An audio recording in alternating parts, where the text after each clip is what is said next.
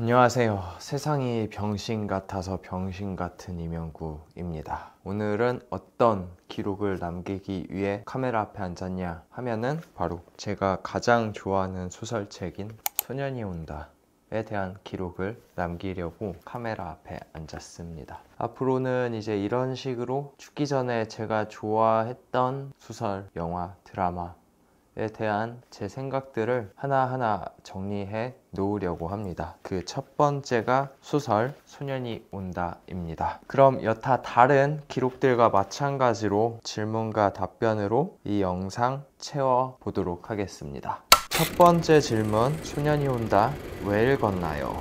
소설책이 읽고 싶어서 읽었어요. 제가 이 책을 2015년도에 딱 처음 읽었어요. 그때가 어떤 시기냐, 제가 군복을 입고 장교로 군 복무를 하고 있을 때였거든요. 네, 자기계발, 에세이, 경제 이런 다양한 종류들의 책을 읽다가 뭔가 헛헛한 마음이 들었어요. 막 동어 반복적인 느낌. 책을 읽고 싶은데 뭔가 동어 반복을 피해져 있는 그런 책, 텍스트, 활자를 읽고 싶다 생각이 들었고, 그때 그럼 소설이라는 장르를 읽자라는 생각을 했고, 그 생각에 닿은 첫 번째 소설책이 소년이 온다였어요. 저는 그 첫 번째 읽을 때 소년이 온다에 대한 어떤 사전 정보가 1도 없이 읽었거든요. 그러니까 이걸 어떤 역사를 다루고 있는 소설책인지 전혀 몰랐던 거죠. 그때 딱 처음 읽고 그 이후로 이 소설책이 어떤 이야기를 주제로 한다는 것을 알게 됐고, 그 이야기가 제 가슴속 깊이, 머릿속 깊이 새겨져서 그 이후로는 매년 생각날 때마다 쭉 훑어보면서 읽는 것 같아요. 뭐 정독은 아니더라도 매번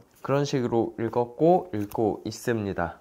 이 책을 10년 전 처음 읽었을 때 느낌은, 어떤 감정선의 순서는 또렷이 기억이 나거든요. 호기심, 먹먹, 슬픔, 분노, 마지막이 결의. 이 감정선이 또렷하게 기억에 남고, 지금 현재는 마지막인 결의가 쭉 이어지고 있어요.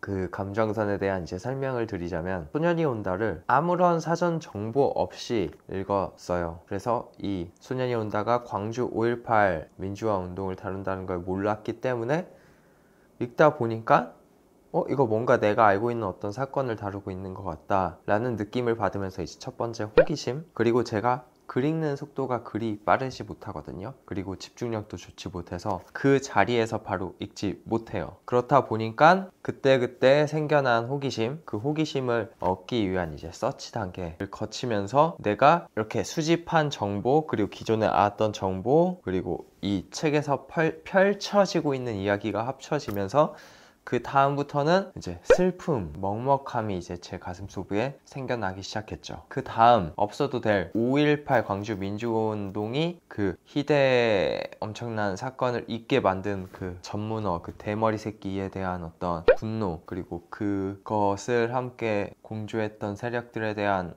밑줄 듯한 분노가 이제 생겨난 거고, 그 끝에서는 이대로 분노만 할 순 없다 라는 생각이 닿은 결의, 그렇다면 앞으로 내가 어떤 것을 하며 살아야겠다 라는 것까지 닿은 거죠. 이 순서가 딱 이 책을 처음 읽었을 때 뚜렷하게 제가 기억에 남고 있는 느낌 혹은 감정입니다.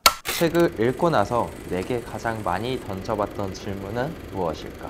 대부분이 아마 저와 비슷한 생각을 할 것 같은데, 저는 이 책을 읽고 나서 가장 많이 던진 질문이, 만약 너가 1980년 5월 18일 광주에 있었다면 어떤 선택을 할 것이냐 라는 질문이었어요. 근데 이 질문을 할 때마다 매번 답변이 저는 달라졌거든요. 제 감정 상태에 따라서. 크게 두 가지 결이 있습니다. 이 질문을 해봤을 때 이 세상에 대한 분노, 원망이 가득했을 때 한 가지 유형, 그리고 뭔가 그래도 이 세상은 살만하다, 세상에 대한 어떤 믿음과 사랑이 충만할 때에 대한 대답 하나, 이렇게 두 가지 결로 나뉘거든요. 첫 번째 결인 이 세상에 대한 혐오와 분노가 가득할 때는 내가 내 몸 희생해봤자 이 세상 어차피 썩을 대로 썩었는데 못하냐, 그냥 다 같이 망하는 것이, 이런 생각. 역사의 한순간 희생되신 분들과 함께하지 않는 선택을 하는 생각을 하는 거죠. 나 한 명 어떻게 희생해봤자 세상은 어차피 망해, 어차피 병신 같고 어차피 혐오스러운데 뭐하러 희생하냐, 이러한 생각이 있는 거고, 또 두 번째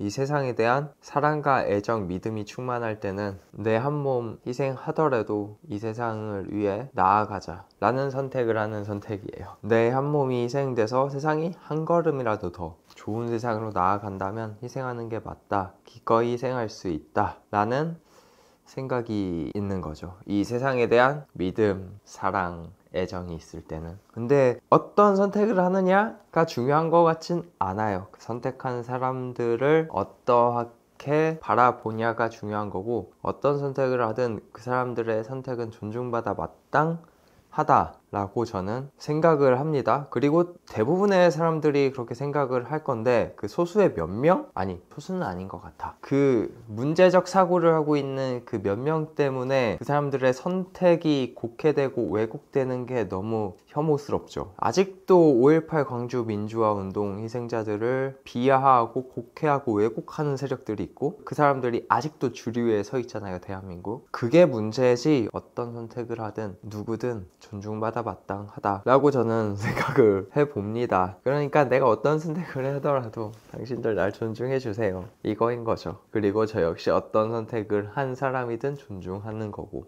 이 책을 처음 읽은 지 10년이 된 지금까지 소년이 온다를 늘 담아두고 있는 이유는, 내 삶의 주변이 된 그들의 이야기를 기억하고 가끔은 이렇게 이야기해 보는 게, 해 놓는 게 내가 할 수 있는 그들을 위한 최선이라고 생각하기 때문입니다. 저는 책을 읽는 가장 중요한 재미 하나가 오독이라고 생각하거든요. 한 책을 100명이 읽었다면 100개의 오독이 나오고 100개의 해석이 나온다고 생각을 해요. 그런 의미로 이제 제가 소년이 온다를 읽었을 때 제 방식대로 오독했을 때, 이 책의 주인공, 그리고 작가님, 그리고 이 책의 주인공뿐만 아니라 그 현장에 있는 사람들이 저한테 꼭 이야기를 하는 것 같았어요. 자신들을 기억해달라, 자신들의 이야기를 잊지 말아달라, 그런 식으로 이야기하고 부탁한다는 느낌을 굉장히 많이 받았거든요. 그러면서 그 전에는 그냥 어떤 역사적 사건이었는데 마치 내가 아는 사람들의 이야기처럼 제 주변의 이야기로 다가왔고, 그러면서 제가 결의를 다진 거죠. 이들이 부탁했는데, 이들의 희생으로 혜택을 받고 살아가는데 그 부탁 하나 못 들어주겠냐. 그들을 잊지 말자, 그들을 기억하자. 그리고 그 방식이 현재 내가 할 수 있는 최선이다 라는 생각을 해서, 그때 이후로 쭉 기억하고 잊지 않기 위해서 이 책을 담아두고 있습니다. 그리고 무엇보다 책 자체가 너무 좋아요. 10년이 지났어도 여전히 너무 좋은 책인 것도 가장 큰 이유이기도 하고요. 그럼 다음 질문. 모든 사람들이 나 이명구와 같은 방식으로 소년이 온다를 담아둬야 할까? 저는 절대 아니라고 생각을 합니다. 앞서 말씀드린 것처럼 소설책이라는 컨텐츠는 오독의 재미를 느껴야 하는 컨텐츠라고 생각을 해요. 뭐 소설뿐만 아니라 드라마, 영화, 모든 이제 창의력이 들어가 있는 컨텐츠들은 그렇다고 생각을 하거든요. 그렇기 때문에 이 책을 읽은 사람들이 뭐 100명 읽었다면 100개의 오독이 있고 100개의 방식으로 담아두는 게 맞다고 저는 생각을 합니다. 다만 오독에도 저는 정도는 있다고 생각을 해요. 이제 현재 5.18 광주 민주화 운동을 폄훼하고 곡해하고 왜곡하는 그 문제적 집단들의 사고방식의 오독은 절대 해선 안 된다고 생각을 합니다. 그런 문제적 오독만 아니라면은 어떠한 방식으로 오독을 하고 어떠한 방식으로든 마음속에 담아두면 된다 라고 결론 맺도록 하겠습니다. 다음 질문. 5.18 광주 민주화 운동이라는 그 역사적 사건을 한강 작가님의 작품으로 접한다는 것에 대해 어떻게 생각하는지. 엄청 좋은 방식이라고 저는 생각을 해요. 저는 5.18 광주 민주화 운동을 한강 작가님의 책으로 접하기 전에 그 사건을 다룬 영화로도 접해봤고, 다큐멘터리로도 접해봤고, 교양 프로그램으로도 접해봤고, 또 역사 교과서에서도 에서도 접해봤어요. 근데 어떤 방식으로 접했던지 한강 작가님의 소설만큼 그 현장에 있으셨던 분들, 주변부에 있으신 분들에 대해 내적으로, 감정적으로 깊게 다가가지 못했었어요. 그냥 가 살고 있는 이 나라의 한 사건으로만 늘